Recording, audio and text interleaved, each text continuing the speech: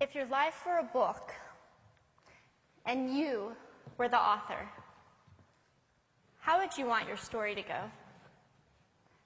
That's the question that changed my life forever. Growing up in the hot Las Vegas desert, all I wanted was to be free.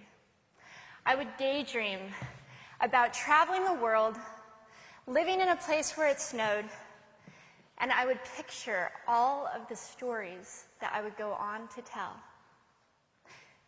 At the age of 19, the day after I graduated high school, I moved to a place where it snowed, and I became a massage therapist.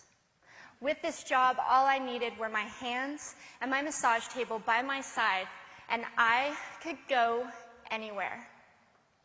For the first time in my life, I felt free, independent, and completely in control of my life. That is, until my life took a detour. I went home from work early one day with what I thought was the flu, and less than 24 hours later, I was in the hospital on life support with less than a 2% chance of living. It wasn't until days later, as I lay in a coma, that the doctors diagnosed me with bacterial meningitis, a vaccine-preventable blood infection. Over the course of 2.5 months, I lost my spleen, my kidneys, the hearing in my left ear, and both of my legs below the knee. When my parents wheeled me out of the hospital, I felt like I had been pieced back together like a patchwork doll.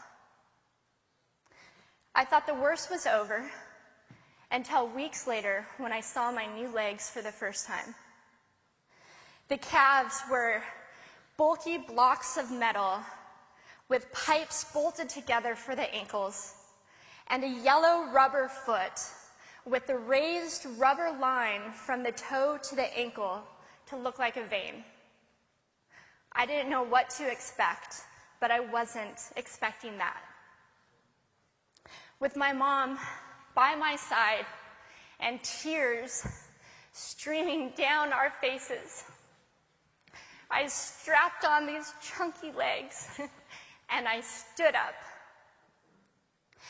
They were so painful and so confining that all I could think was, how am I ever going to travel the world in these things?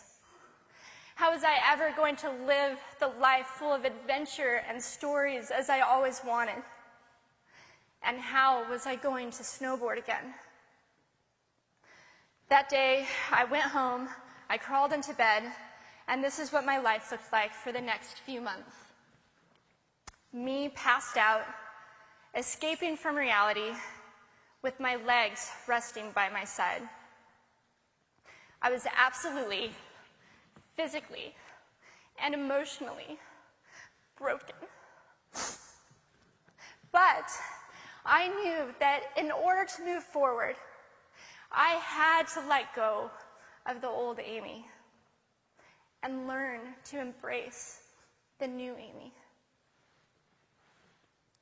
And that is when it dawned on me that I didn't have to be 5'5" anymore.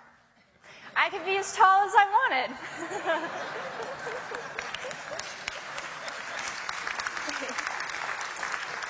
Or as short as I wanted, depending on who I was dating.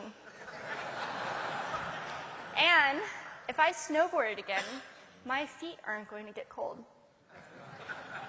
And best of all, I thought, I can make my feet the size of all the shoes that are on the sales rack. And I did. So there were benefits here.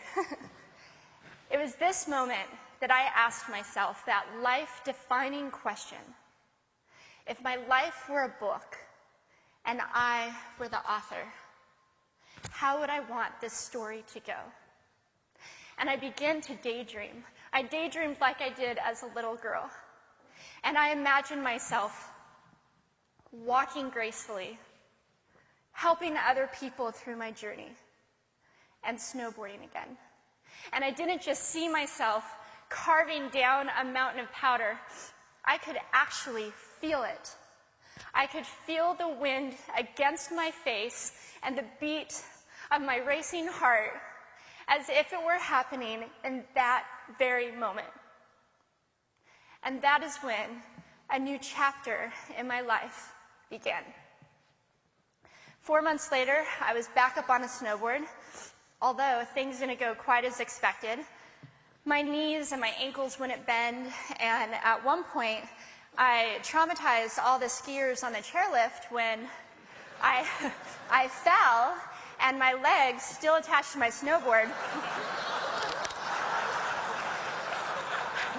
went flying down the mountain. And I was on top of the mountain still. I was so shocked. I was just as shocked as everybody else, and I was so discouraged, but I knew that if I could find the right pair of feet, that I would be able to do this again. And this is when I learned that our borders and our obstacles can only do two things. One, stop us in our tracks, or two, force us to get creative. I did a year of research, still couldn't figure out what kind of legs to use, couldn't find any resources that could help me. So I decided to make a pair myself. My leg maker and I put random parts together, and we made a pair of feet that I could snowboard in.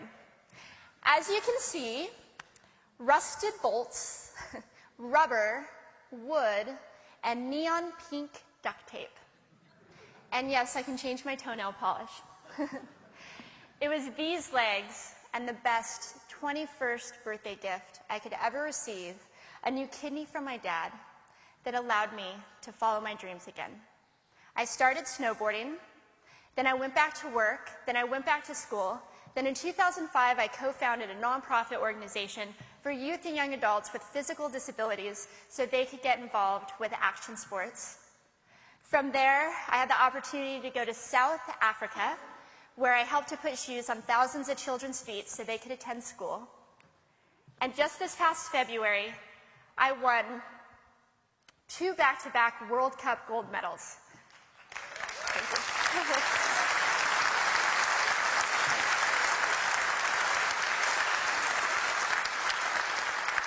Which made me the highest-ranked adaptive female snowboarder in the world. 11 years ago, when I lost my legs, I had no idea what to expect. But if you asked me today if I would ever want to change my situation, I would have to say no. Because my legs haven't disabled me. If anything, they've enabled me. They've forced me to rely on my imagination and to believe in the possibilities. And that's why I believe that our imaginations can be used as tools for breaking through borders. Because in our minds, we can do anything, and we can be anything. It's believing in those dreams and facing our fears head on that allows us to live our lives beyond our limits. And although today is about innovation without borders, I have to say that in my life, innovation has only been possible because of my borders. I've learned that borders are where the actual ends, but also where the imagination and the story begins. So the thought that I would like to challenge you with today is that maybe instead of looking at our challenges and our limitations as something negative or bad, we can begin to look at them as blessings. Magnificent gifts that can be used to ignite our imaginations and help us go further than we ever knew we could go. It's not about breaking down borders. It's about pushing off of them and seeing what amazing places they might bring us. Thank you.